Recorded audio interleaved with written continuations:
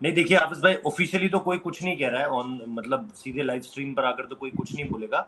लेकिन of the record जो बातें हो रही है वो यही हो रही है कि भाई अगर श्रीलंकन क्रिकेट बोर्ड ने पहले से इस चीज को लेकर के आपको वार्निंग दी थी कि अगर आप कोलंबो में मैचेस कराते हो तो आप अपने रिस्क पर मैचेस कराओगे, तो मुझे लगता है कि उस चीज पर बात हर कोई कर रहा है यहाँ पर।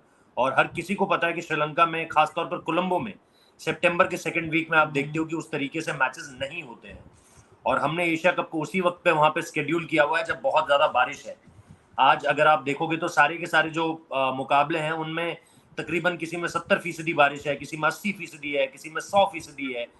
कोई भी मैच डे ऐसा नहीं लग रहा है जहां पर ये आपको लगे कि यार अब हो जाए तो अलग बात है कि मैच उस दिन, जिस दिन मैच का डे है उस दिन बारिश बिल्कुल ना हो तो कोई अलग बात है। वो मतलब मिरेकल होगा एक तरीके से। जैसे मेलबर्न, आपको याद होगा मेलबर्न में पूरे दिन सुबह से इसी बात की चर्चा थी कि बारिश होगी बारिश होगी, लेकिन एक बूंद नहीं पड़ी जब तक इंडिया पाकिस्तान का मैच चला। एक बूंद नहीं पड़ी और उसके बाद भी घंटों 2 घंटों तक कोई बारिश नहीं हुई क्योंकि हम लोग बाहर कवरेज कर रहे थे। सुबह जब मैं लैंड किया था मेलबर्न में तब बारिश हो रही थी, तो मुझे ऐसा लग रहा था कि यार इतनी दूर आ गए, इतने बड़े मुकाबले की बात होगी और कहीं बारिश में ना धुल जाए। अगेन वही चीज है, पिछला मैच भी जो आपको याद होगा, एक पारी हुई, दूसरी पारी पूरी तरीके से धुल गई।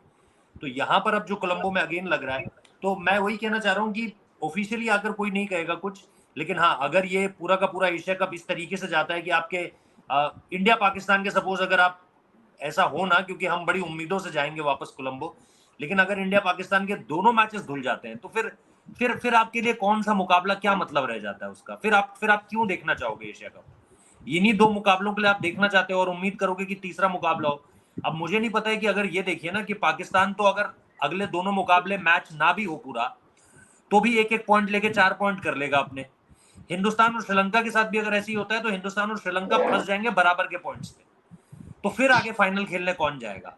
फिर क्या आप टॉस कर फैसला करोगे और फिर पाकिस्तान को चैंपियन बना दोगे? क्या करोगे आप? तो वो चीजें मुझे लगता है जो इसकी पूरी की पूरी एक जिसे कहते हैं ना, मशहूरी कहते हैं उर्दू में, मेरे ख्याल से पब्लिसिटी जो होती है उसको लेकर के, हाँ। अगर आप जो एडवर्टीजमेंट है ना वो सही नहीं जाएगा।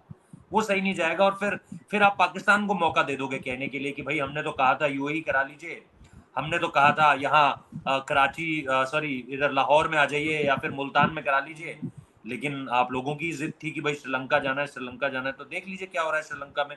और कल तो जका अशरफ साहब ने चिट्ठी भी लिख दी है जय शाह साहब को। हालांकि वो चिट्ठी मुझे सही इसलिए नहीं लगी क्योंकि मुझे लगता है ऑलरेडी पाकिस्तान जो टिकट के पैसे ले रहा है वो महंगी टिकट है। मुझे ऐसा लगता है उसमें अगर आप देखोगे इंडिया पाकिस्तान की जो सबसे सस्ती टिकट है वो $100 की है और जो सबसे महंगी टिकट है वो $250 की है। जबकि इसके उल्टा आप बाकी मैचेस की टिकट देख लो, वो $20 $30 की है। तो इसमें 10 गुना का अंतर है हाफिज भाई। ऑलरेडी बहुत महंगी टिकट है और इसीलिए श्रीलंकन मैच देखने नहीं आ रहे हैं। तो वो चीज मुझे थोड़ी सी अजीब लगी, लेकिन बाकी मैं मानता हूं कि हाँ ये गलती है जो तब आपको समझ में आएगी जब आप शायद देखो कि पाकिस्तान और इंडिया का दूसरा मैच अगर धुल गया तो फिर इस पर बहुत बैकलैश होने वाला है, ये फिर आउट ऑफ कंट्रोल हो जाएगा।